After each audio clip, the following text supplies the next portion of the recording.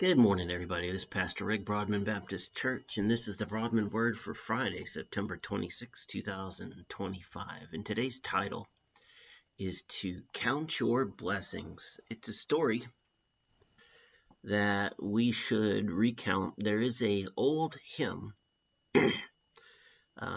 sort of a simple hymn. It's, as you might imagine, titled Count Your Blessings. It's about folks who might think all is lost or having difficulty, and they tend to focus on that. And the hymn reminds them to count their blessings and to count them, name them one by one. And so we should do that.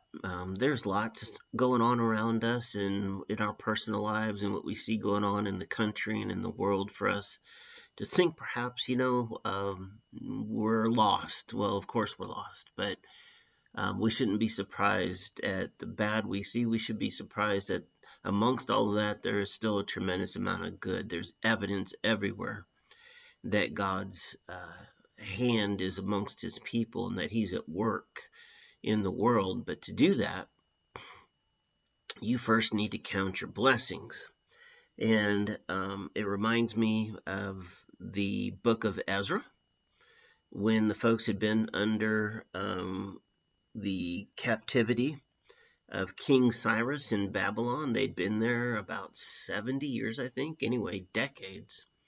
They are forced away from their land, their homeland in Israel, forced to be slave labor, basically, and some of them were able to go into this new place and be okay, and some of them weren't. But no matter what, God acted finally amongst them and put on King Cyrus's heart to let them go back to Israel. Sadly, only a fraction of them returned, but the ones that did return immediately laid the cornerstones of the temple. The land was not the land that they had left. They were fearful of the people around them. There was a massive task ahead of them. The distance back home to Jerusalem was not short or easy in terms of a trip.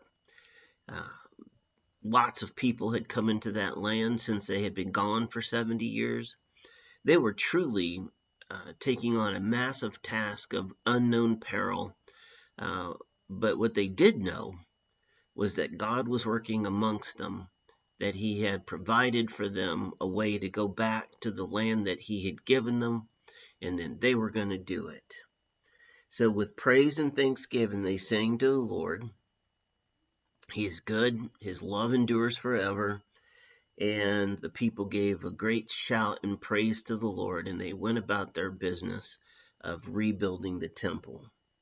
So, brothers and sisters, if you're afraid, if you're discouraged, if you've got some seemingly insurmountable obstacles in front of you, the thing to do is to remember that God is with you. He is faithful. He's never broken a promise to anybody. He will provide for you.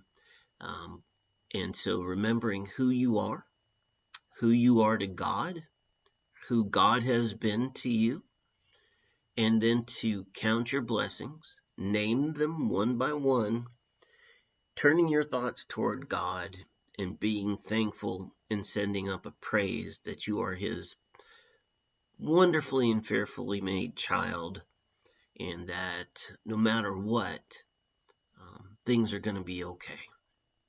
Hey, listen, I love you. I hope you have a marvelous day in the Lord. Start right now and count some blessings. Take care. I'll see you next time.